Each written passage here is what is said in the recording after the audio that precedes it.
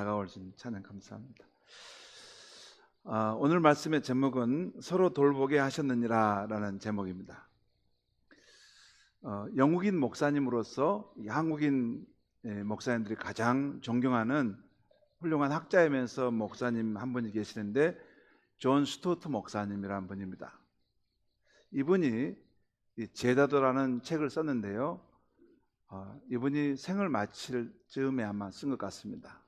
좋은 책들을 참 많이 쓰셨는데 저 책은 생의 마지막에 자신의 일생을 추구했던 예수님의 제자의 삶이란 무엇일까 하는 그 내용을 쓴 책입니다.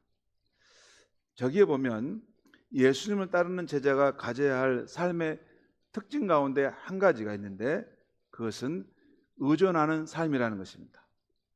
의존하는 삶. 그분의 주장을 좀 더 들어보면 이렇습니다. 한때 세속주의 신학을 했던 학자들은 인류는 성인이 되었으므로 이제 하나님 없이 살 수 있다고 대담한 주장을 했습니다. 그러나 그들의 선언은 오래 가지 못했습니다. 사실 우리 인류는 하나님의 자비와 지속적인 은혜에 의존해야 하는 죄인들이기 때문입니다. 우리는 또한 서로가 필요합니다. 우리는 연약함으로 인해서 누군가를 의지해야 하는 존재입니다. 물론 의존만이 제자가 가져야 할 삶의 태도라고 생각하는 것은 아닙니다. 때로는 의존하기보다는 자리받도록 부르심을 받는 때와 시기가 있습니다. 그렇지만 예수님의 제자임을 잘 보여주는 삶의 태도는 의존하는 삶을 받아들이는 것입니다. 우리는 다른 사람의 사랑과 보살핌과 보호에 전적으로 의존하여 이 세상에 태어났고 자랐습니다. 또 우리는 다른 사람이 우리에게 의존하는 인생의 단계를 거쳐가도록 했습니다. 그리고 우리 대부분은 다른 사람의 사랑과 보살핌에 전적으로 의존하여 이 세상을 떠나간다는 것입니다. 이것이 하나님이 우리에게 주신 육체의 한계이면서 하나님의 창조 질서의 일부분이라는 것입니다. 하나님께서 우리 인생들을 위해서 축복하여 주신 거 한 가지 있는데 의존하며 사는 삶인 것입니다. 저는 이 존 스토트 목사님이 우리 인생은 하나님의 자비와 지속적인 은혜에 의존하여 사는 존재라는 것, 또한 우리의 연약함 때문에 누군가를 의지해야 하는 존재라는 말에 전적으로 동감하게 됩니다. 요즘 저는 거울 앞에 서다 보면 문득 나라는 한 존재가 서 있는 것을 느낄 수 있어요. 여기에 한 사람이 서 있구나. 그러면서 이 사람이 어떻게 형성되어 왔는가를 가만히 생각해 봅니다. 내가 의존했던 부모님과 형제들, 어렸을 때 함께했던 추억의 친구들, 내게 영향을 주었고 내가 의지했던 스승들, 나와 희노애락을 같이 했던 가족들, 내 목회 여정에 함께했던 아름다운 성도님들, 그리고 내가 산책길에서 우연히 만났고 내게 잔잔한 감동을 주었던 이름을 알 수 없는 새와 나무와 꽃과 아름다운 세상의 풍경들입니다. 그리고 무엇보다도 우연인 듯한 이 모든 만남을 통해 나를 빚어오신 하나님의 손길에 의존하여 내가 형성되었고 또한 지금도 형성되어 가고 있구나 라고 생각하는 것입니다. 이것은 저의 고백일 뿐만 아니라 여러분의 고백이기도 하는 것입니다. 우리는 살아오면서 많은 사람들에게 의존되어서 그들의 은혜를 받았고 또한 그 과정 속에서 내가 성장하고 이만큼 변화된 인생을 살고 있는 것입니다. 그리고 그 모든 과정들을 보면 마치 우연인 듯한 그 만남이었는데 그 만남 속에는 하나님의 놀라운 섭리와 인도하심이 있었던 만남이라는 것입니다.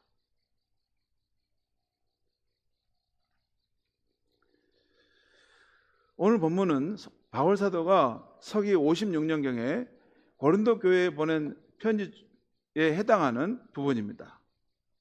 고린도 교회 성도들은 한 교회를 다니면서도 서로 분쟁하는 일이 있었습니다. 교인마다 나는 바울파다, 나는 아볼로파다, 나는 베드로파다, 그리고 나는 그리스도파다 하면서 서로를 비교하며 분쟁했습니다. 이것을 해결하기 위해서 쓴 편지가 오늘 이 고린도전서 편지입니다. 오늘 바울은 교회가 무엇인가를 설명하고 있습니다. 우리는 흔히 교회를 건물로 여기기 쉬운데요. 하지만 신약 성경과 오늘 말씀은 교회는 살아있는 그리스도의 몸이라고 말씀하고 있어요. 교회는 벽돌과 유리로 지어진 이 건물이 아니라 예수 그리스도를 머리로 하는 살아있는 한 몸이며 우리 신자들은 그 몸을 구성하고 있는 지체들이라는 것입니다.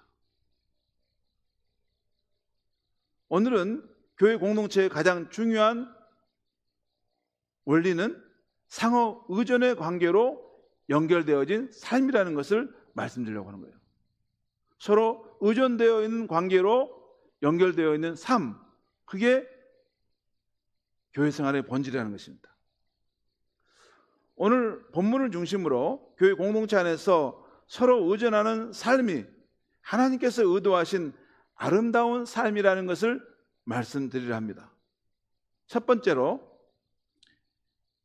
하나님이 의도하신 아름다운 삶이란 첫 번째로 하나님은 친히 우리 각자를 그리스도의 몸인 이 교회에 두신 것입니다. 오늘 18절 말씀을 같이 한번 읽겠습니다. 18절 시작. 그러나 이제 하나님이 그 원하시는 대로 지체를 각각 몸에 두셨으니, 여기서 하나님께서 그 원하시는 대로 지체를 각각 몸에 두셨다는 것은 우리 각 사람을 그리스도의 몸인 이 교회에 배치해 두었다는 뜻입니다. 여기에 이 몸에 두었으니라는 말을 이 NIV 영어 성경에는 arrange라는 표현이 나와요. arrange라는 말은 배치하다라는 그런 의미예요. 하나님께서 우리 각 사람을 이 그리스도의 몸 안에 불러서 여기다 저기다 이렇게 배치했다는 것이에요. 여러분, 우리가 이 교회에 속하게 된 각자의 이유가 있을 것입니다. 어떤 분들은 순천 연양동에 이사하게 돼서 가까운 곳에 교회가 있으니까 오신 분도 있을 거고, 또 어떤 분들은 가족이나 친구가 전도해서 오신 분도 있을 거고, 또 어떤 분들은 부모님이 이 교회에서 믿음 생활을 하기 때문에 그 자녀로 자라다가 자연스럽게 이 교회에 나오게 된 것일 수 있습니다. 그 외 이유도 있을 것입니다. 이 이유들은 우리의 사적인 이유입니다. 그런 이유도 있겠지만 우리 인생은 여러 면이 있고 또 깊은 데가 있습니다. 여러분, 나의 관점도 있지만 상대방의 관점도 있고 이 교회의 필요를 하나님 생각하셔서 여러분을 부르신 것도 있습니다. 인생은 단순하지 않습니다.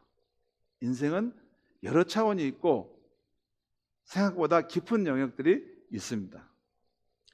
그런데 오늘 말씀은 하나님께서 자신이 원하시는 뜻을 따라 우리 각 사람을 이 교회에 속하게 하셨다는 것입니다. 왜 그랬을까요? 왜 우리를 순천 연양동에 있는 이 교회로 부르셨을까요? 저는 왜 이 교회에 와서 목회를 하고 있는 것입니까? 우리는 모두 서로 다른 삶의 배경, 성격, 기질, 재능을 가진 사람입니다. 하나님은 우리 각 사람이 서로 다르다는 것을 아시고 이 그리스도의 교회를 이루는데 우리 각 사람이 필요하다고 여겨서 우리를 불러주신 것입니다. 오늘 19절과 20절 말씀에 한번 19절 20절 말씀 같이 한번 읽겠습니다. 시작. 만일 한 지체뿐이면 몸은 어디냐? 이제 지체는 많으나 몸은 하나라. 만일 한 지체뿐이면 몸은 어디냐? 이 말은 우리가 만일 눈만 있다면, 우리가 만일 손만 있다면, 우리가 만일 다리만 있다면 다른 몸은 어디 있느냐? 이런 뜻입니다. 이상하죠? 그래서 이 19절을 공동번역 성경은 이렇게 번역하고 있어요. 모든 지체가 다 같은 것이라면 어떻게 몸을 이룰 수 있겠습니까? 그러니까 한 지체만, 눈만 있다면 그게 어떻게 몸이라고 할 수 있겠어요? 이 번역이 문맥상 맞다고 봅니다. 그러니까 하나님은 우리 각자가 서로 다른 지체로서의 모습을 갖고 있음을 아시고 이 교회로 불러서 한 몸이 되게 하셨다는 것입니다. 제가 우리 장로님들과 회의를 해보면 각자 다 다르십니다. 작은 부분을 잘 보시는 분이 있는가 하면 큰 부분을 잘 보시는 분도 있습니다. 일을 신속히 처리하시는 분이 있는가 하면 일을 안정되게 하시려는 분도 있습니다. 관계를 중시하시는 분이 있는가 하면 일을 더 중시하게 여기시는 분도 계십니다. 그 외에 성격적인 차이도 있습니다. 그런데 우리 장로님들의 그런 서로 다른 면들이 그리스도의 몸인 우리 교회를 조화와 균형을 이루게 한다는 것입니다. 물론 우리 각자가 살아온 삶의 배경, 성격, 기질, 은사가 다르기 때문에 때로는 불협화음이 있을 때도 있습니다. 그러나 그 서로 다름 때문에 하나님은 우리가 그리스도의 몸으로서 조화와 균형을 이루고 있는 것입니다. 우리가 서로를 통해 배우게 하시고 그리스도의 몸의 온전함을 이루게 하십니다. 감사할 일이죠. 감사할 일입니다. 이렇게 서로 의존하는 삶을 하나님이 의도하셨는데 이 부분이 서로의 다름을 통해서 온전한 그리스도의 모습을 이루어가도록 하신다는 것입니다. 두 번째는 이 교회 안의 관계를 통해서 하나님이 의도하시는 삶, 두 번째는 우리는 교회의 머리이신 예수 그리스도께 의존해 있다는 것입니다. 오늘 27절 말씀을 같이 한번 읽겠습니다. 시작. 너희는 그리스도의 몸이요 지체의 각 부분이라. 너희는 고린도 교인들을 말하는 것입니다. 너희는 그리스도의 몸이라는 것은 그리스도를 머리로 하고 거기에 속해 있는 몸이라는 것입니다. 그러니까 이 말씀은 우리들은 교회의 머리이신 그리스도께 속한 몸이고 지체의 각 부분이라는 것입니다. 예수 그리스도와 우리의 관계를 분명히 알아야 하겠는데요, 머리가 없는 몸만으로는 살 수 없습니다. 머리가 없는 지체만으로는 살 수 없습니다. 여러분, 머리가 없이 손과 발이 움직인다면 너무 끔찍하죠. 다시 말해서 교회의 머리이신 예수 그리스도를 떠나서는 지체인 우리도 살 수 없는 것입니다. 산다고 해도 금방 시들어버리고 그 생명을 잃게 되죠. 여러분, 저는 목회하면서 이 교회의 머리 대신 예수님과 연결되지 못하고 그냥 피상적으로 교회를 왔다 갔다 하고 다른 여러 종교적인 활동이 교회 생활하는지 알고 있다가 길을 잃어버린 분들을 봐요. 교회 생활의 본질은 교회의 머리가 되신 예수님과 생명의 연합을 이루는 것입니다. 그래서 예수님은 포도나무와 가지의 비유를 통해 내 안에 거하라, 나도 너희 안에 거하리라 하셨습니다. 예수 그리스도와 우리는 언제나 연결되어 있어야 하고 또 의존해 있어야 합니다. 우리의 생명의 근원이신 예수님께 의존해 있을 때 우리는 생존과 활기찬 삶을 살 수 있는 것입니다. 여러분, 우리가 믿는 예수님은 사람의 몸을 입고 이 땅에 오신 하나님의 아들이시고 태초에 하나님과 함께 계셨고 만물을 창조하신 일에 동참하신 분이십니다. 우리가 믿는 그 예수님은 우리에게 생명과 그 모든 것을 공급해 줄 수 있는 능력의 근원인 줄 믿습니다. 그러면 우리가 생명의 근원이신 예수님께 의존해 사는 삶이란 어떤 삶일까요? 주일을 거룩히 지키는 것입니다. 이 주일에 하나님 앞에 나와서 예배하고 생명의 말씀을 받을 때 우리의 메마른 영혼이 다시 한번 담비와 같은 영혼의 소생함을 경험하는 것입니다. 흐트러졌던 우리의 마음밭이 다시 하나님의 창조의 질서의 모습으로 바르게 정립되는 것입니다. 주일을 거룩히 지키는 것은 자기의 마음의 마지막 선을 지키는 것이에요. 신앙의 선을. 또 말씀과 기도 생활로 주님과 연합하여 살려고 하는 것입니다. 그리고 예수신앙 공동체인 목장에서 서로의 삶을 나누며 서로 믿음을 격려하는 것입니다. 그리고 주의 말씀을 순종하여 세상에서 빛된 삶을 살려 하고 인류의 참 소망 되신 예수님의 복음을 전파하려고 하는 것입니다. 여러분, 우리가 70인 전도대를 세워서 우리가 주중에 춘천 전 지역을 전도 활동을 다니잖아요. 여러분, 전도할 때 잘하든 못하든 어떤 일이 발생하냐면 이 전도는 남을 위해서만 하는 게 아닙니다. 우리의 메마른 영혼을 싱싱하게 다시 살아나게 하기 위해서 우리의 죽어가는 영혼들의 그 푸르른 생명의 빛을 다시 한번 거기에 공급해서 전도하는 것입니다.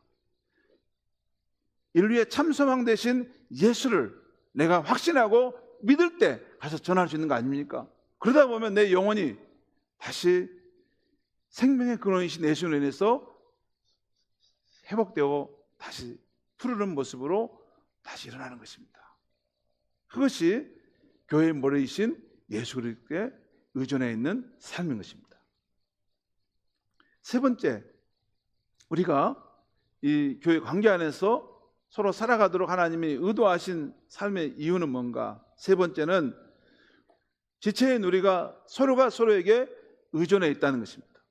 오늘 본문을 보면 지체인 우리들이 어떻게 서로 의존해 있는가 몇 가지 사례를 말씀해 주고 있어요. 먼저 서로의 필요성으로 인해서 의존해 있습니다. 오늘 21절 말씀을 한번 같이 한번 읽겠습니다. 시작. 눈이 손들어 내가 너를 쓸 데가 없다 하거나 또 머리가 발들어 내가 너를 쓸 데가 없다 하지 못하리라. 여러분, 눈이 손해를 향해서 야, 너 필요 없어. 너 없어도 나 다 혼자 할 수 있어. 이렇게 말할 수 없다는 것입니다.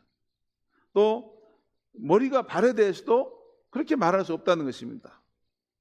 그리스도의 몸의 지체인 우리들은 다른 지체들이 도와주지 않으면 살 수 없습니다. 예를 들면 이런 겁니다. 여러분 보세요. 보는 눈이 아무리 중요해도 잡는 손이 없으면 일할 수가 없는 거예요.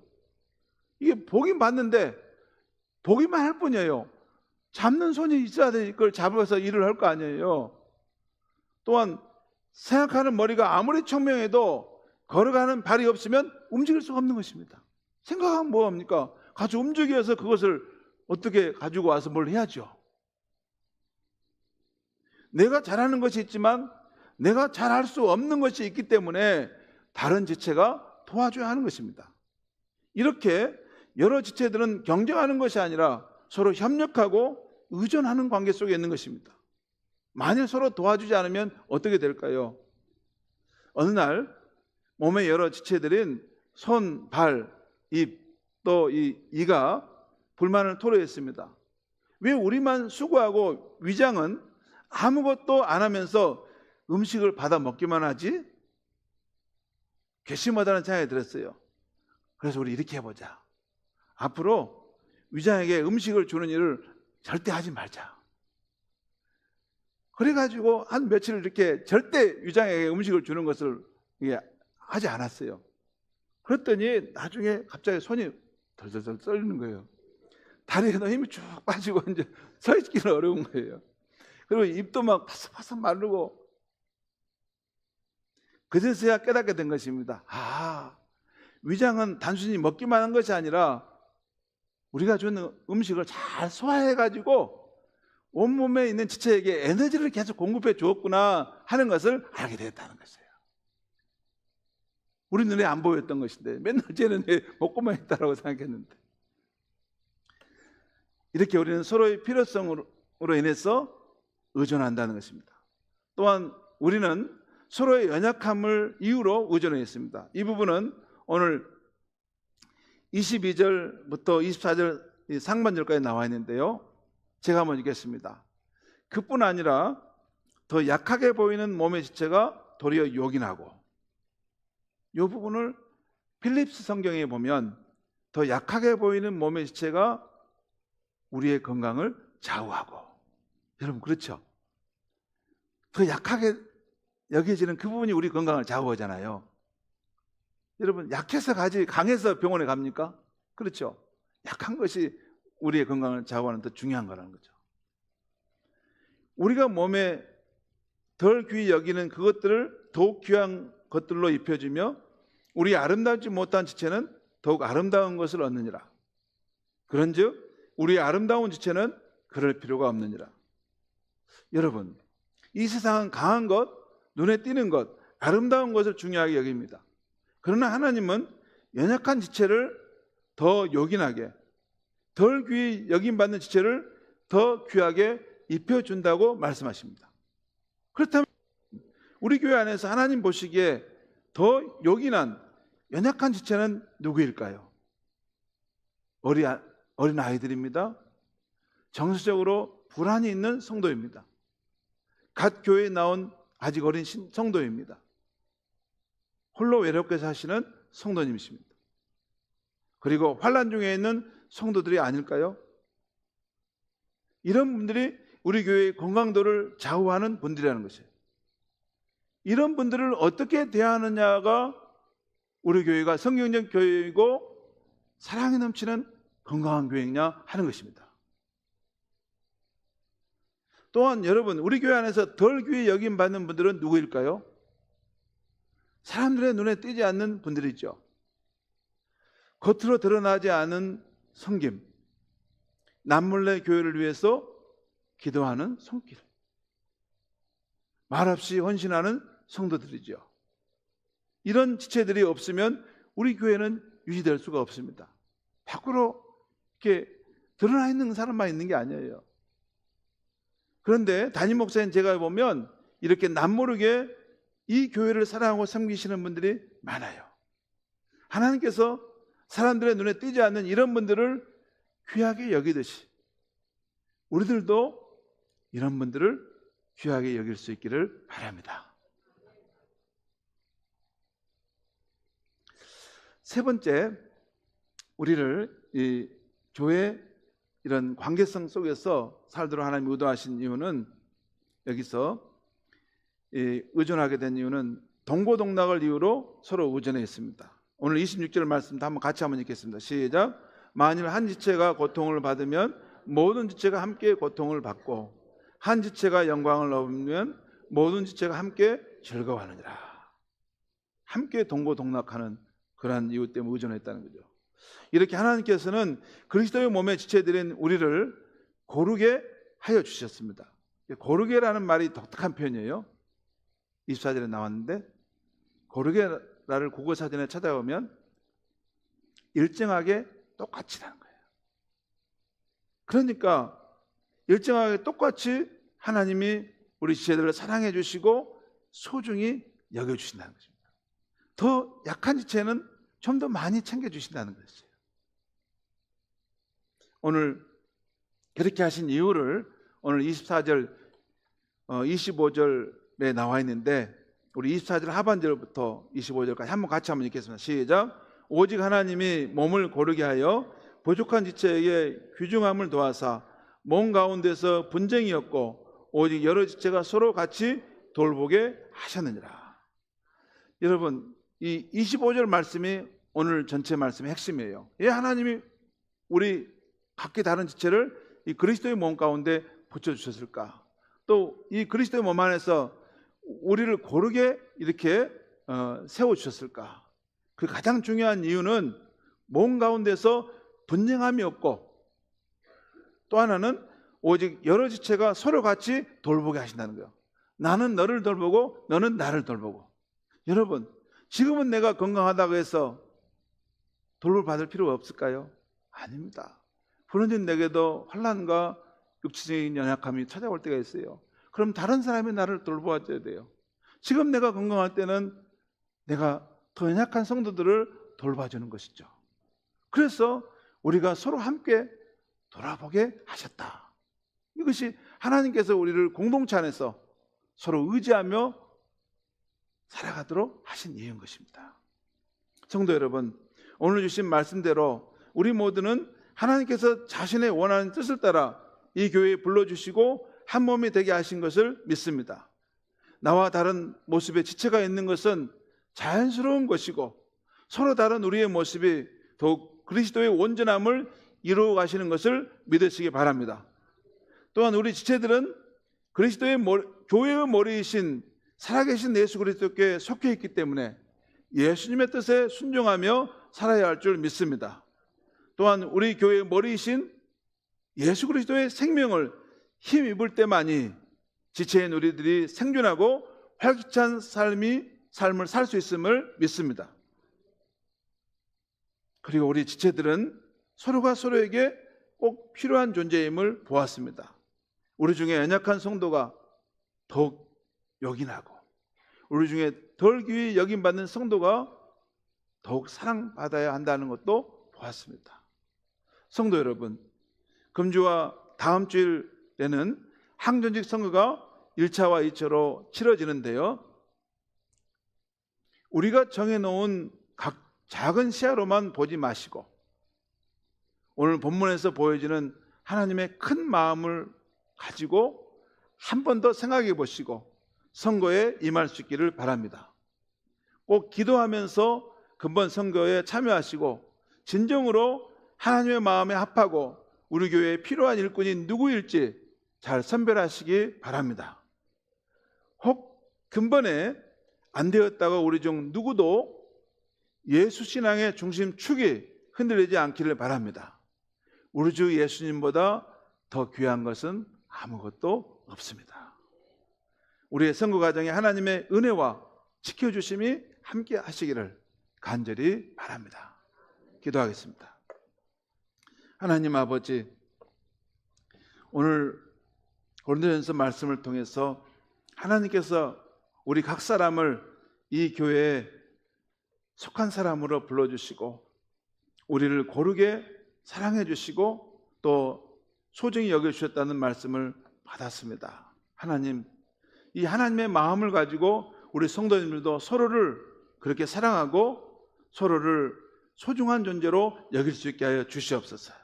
행여나 이번 선거의 모든 일정을 통해서 하나님께서 꼭 함께하여 주심으로 주 예수님보다 더 귀한 것은 없다는 것을 고백할 수 있는 이번 아름다운 선거가 될 수 있게 하여 주시옵소서.